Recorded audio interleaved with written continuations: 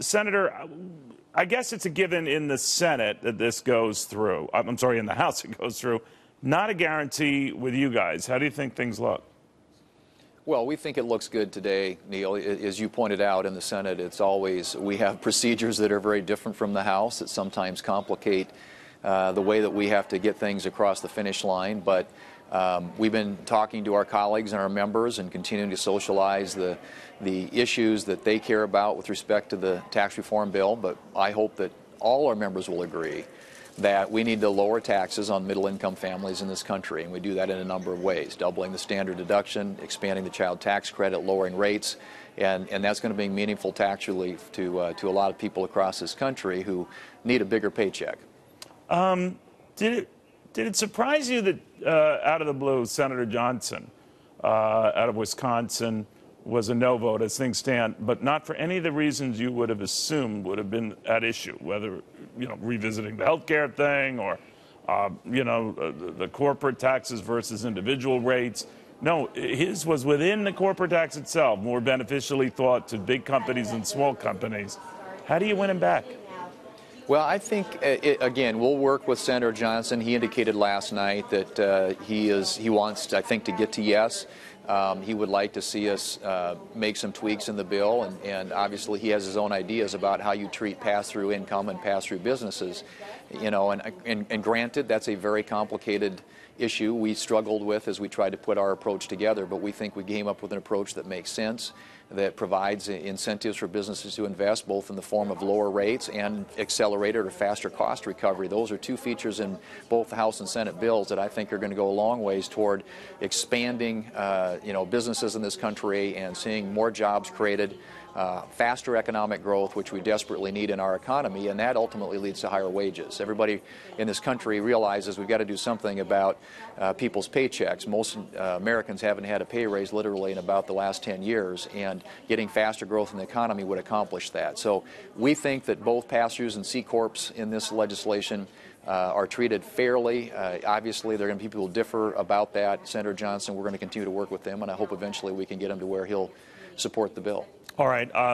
Roy Moore isn't going anywhere, as you know, sir. He has indicated that he wants to stay on the ballot, still running for the Alabama Senate seat, Jeff Sessions' old seat. And Jeff Sessions is not interested in being a write-in candidate.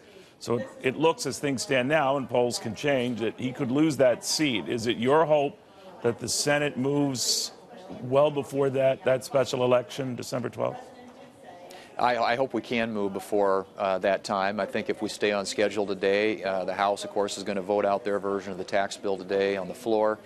We will take it up. We're going to vote it out of the Finance Committee today in the Senate, and we'll take it up on the floor of the Senate the week after Thanksgiving, which enables us, if we stay on schedule and can conference quickly with the House, to get a bill a conference report that ultimately can be voted on by both in the House and the Senate and sent to the President. So if we stay on schedule, we'll get there. But, obviously, we want to make sure that we're moving in a way that enables our members to digest what we're doing, to have an opportunity to debate these issues and offer amendments, but ultimately to get to a bill that we can send to the President that will do the things that we talked about. And that's lessen the tax burden for American families and allow our businesses to grow and invest and create better paying jobs.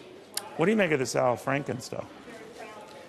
Well, look, I think the Ethics Committee is going to look into that. Both Democrats and Republicans have said that this is unacceptable behavior, and we can't tolerate this sort of thing. And so they'll follow the facts, and process will move forward. It's unfortunate. But one of the things they're going to do is go into this and investigate harassment. Chuck Schumer supports that. Mitch McConnell supports that. But I'm stepping back from this. The whole delay it could potentially bring to this whole tax issue. What do you think?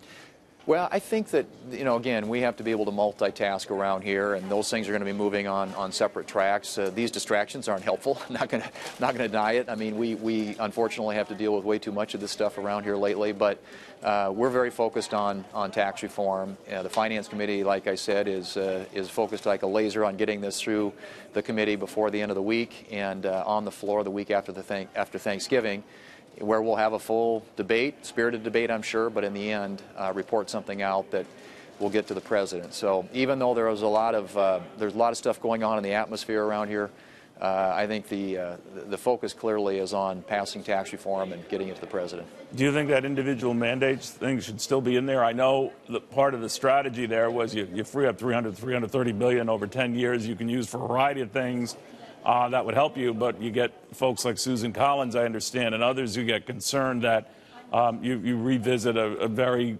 controversial sort of third rail, and I got from her, we don't know whether she's a yay or nay vote, but that this would complicate things. Where do you stand?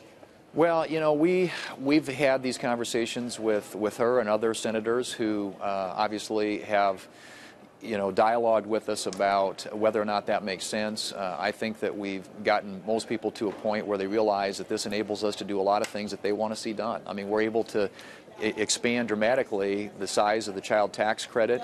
We're able to lower the rates even further on middle-income families. So all of those savings have been plowed back into middle-income tax relief, and I hope in the end that will be compelling enough for senators who might not like having that included to be able to vote for this. But again, remember, the individual mandate is unworkable, it's ineffective, it's really has failed, and it's a very unpopular provision in Obamacare. So it's a rifle shot that takes out the least popular provision in the entire ACA, doesn't touch anything else, contrary to what the Democrats are saying, and enables us to bring some very meaningful tax relief to middle-income families. So that was the rationale behind it. I hope that our members eventually will be able to get on board with that, because it will make our bill that much better. I know I'm hitting you with a lot. In the middle of all of this, the breaking news, we're just getting word, Senator, that the Menendez trial has been declared a mistrial, as a jury for the second time in as many weeks was unable to break a deadlock, and that has been declared a mistrial. We have no indications as to whether prosecutors are going to attempt this again. Your quick thoughts? Well, I mean, you trust our legal process. I don't know what the next steps are. I understand have a hard time, the jury has, coming to a conclusion. At least it would have everybody on the same page, and so we'll see where it goes from here. But at this point, like I said, you have to trust that our judicial system works, and we'll figure out what the next steps are.